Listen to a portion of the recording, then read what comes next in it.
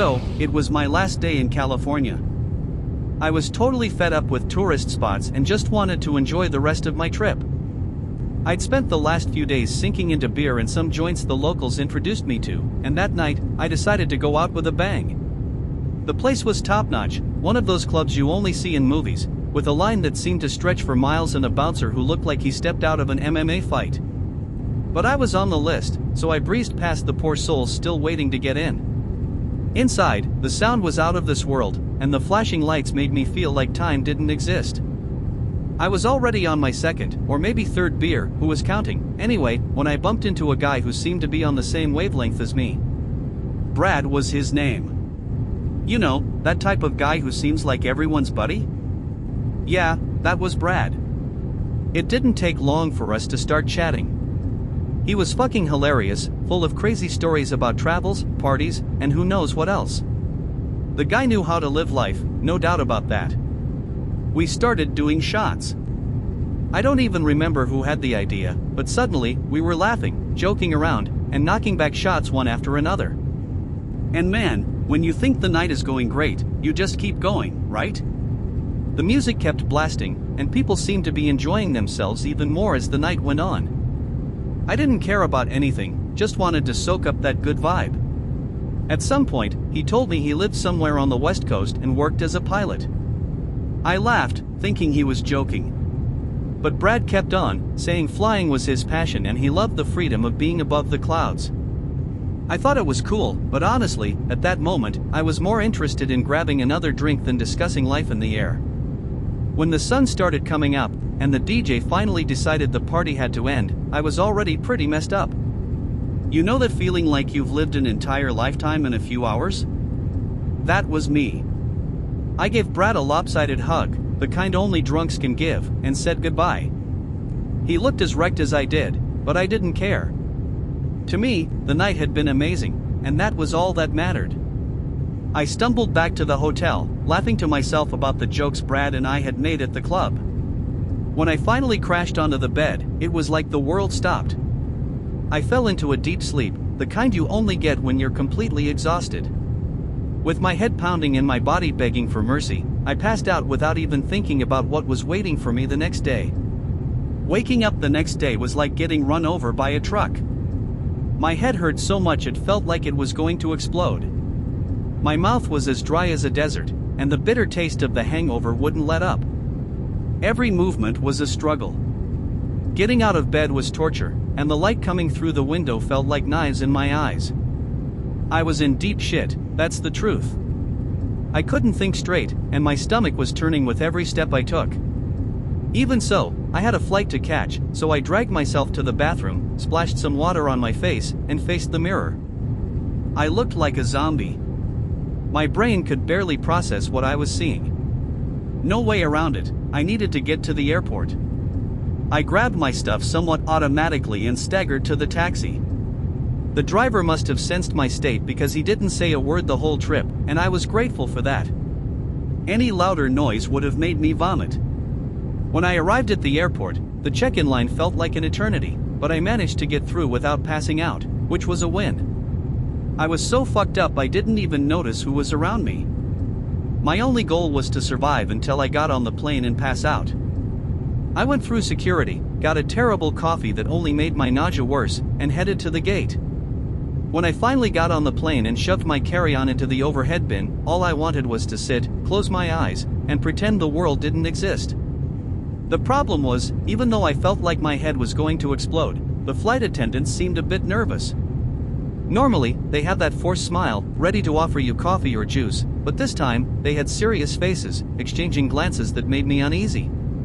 That's when I started to feel that cold chill in my stomach. When I looked into the cockpit, I almost fell out of my seat. You know when you can't believe what you're seeing and you rub your eyes? That was it. I saw Brad, the same guy who had been drinking with me like there was no tomorrow, sitting in the pilot's seat, ready to take off. No, it couldn't be him. But it was. The uniform, the pale face, and those giant dark circles confirmed it. The Brad I'd met at the club was the guy who was going to fly the plane back home. Dude, my heart nearly stopped. How could he be there? We had both been completely fucked up just 2 or 3 hours ago, drunk and high, and now he was about to pilot a plane? I started sweating cold.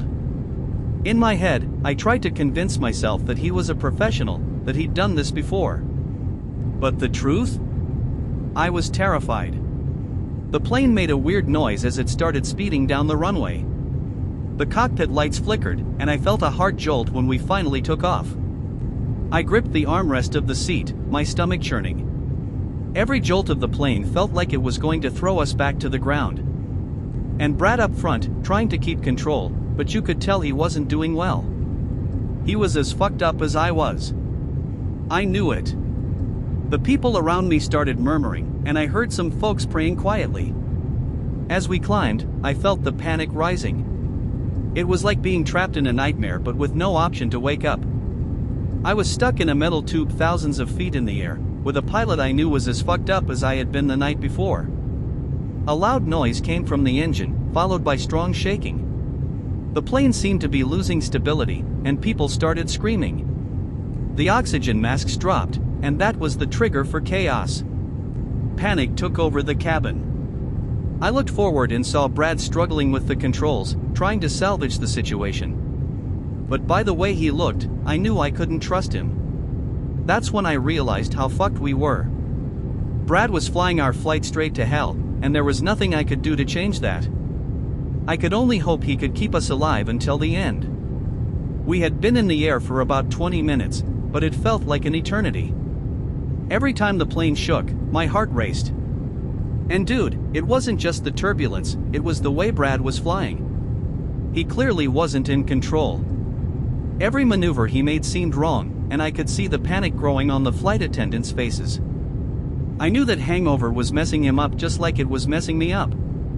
The sound of the engines got louder, and the plane jolted in the air, as if it had hit an invisible hole. A high-pitched scream cut through the air, and it wasn't just a scream of fright, it was pure panic. I looked around, and people were losing their minds. Some were holding the armrests so tightly their knuckles turned white, others were crying, praying, shouting at the flight attendants, asking what was happening. All I could think was, we're fucked. It's over. Out of nowhere, Brad's voice came over the intercom. But it wasn't that firm, calm voice you expect from a pilot. It was a trembling, terrified voice. He said we were going to make an emergency landing. The panic, which was already high, exploded. The cabin turned into total chaos. People were screaming, begging for someone to do something. I was there, glued to my seat, trying to convince myself that this wasn't happening. The descent began, and it was an uncontrolled freefall. The engines made such a loud noise it felt like the plane was going to explode at any moment. With every jolt, I felt my stomach rise to my throat. The pressure in my ears increased, and the pain was almost unbearable. Everyone was holding their breath, waiting for the worst. And in the back of my mind, there was only one certainty: if this plane crashes, it's over. I tried to focus on something, anything other than the fact that I was about to die. But all I could think about was the night before, Brad getting hammered with me. The plane was approaching the ground, and you could feel the insane speed. The ground was coming up too fast. And then the panic gave way to a horrifying silence. No one moved, no one said anything. It was like everyone knew this was the final moment. And then came the impact. The plane hit the ground with such violence that everyone flew against their seatbelts. The floor shook like we were falling in an earthquake. The overhead bins fell, hitting the heads of those below. We bounced on the runway, and the aircraft seemed out of control.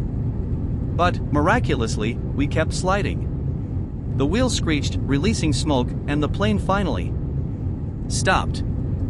I could hear people crying, shouting, and calling for help. I didn't even have the strength to move. My head was pounding, and my body felt like it was on fire. I was relieved to be alive, but the nightmare was far from over. The emergency exits opened, and we all scrambled out, desperate to escape the wreckage. On the ground, everything was a mess. Fire trucks and ambulances arrived, and the scene was chaotic. I felt a mixture of relief and horror. The reality of what had happened was sinking in. Brad, the guy who had been partying with me, was nowhere to be found. I don't know if he made it or not. All I know is that I survived that hellish flight, and I never want to experience anything like that again. Subscribe if you like our content.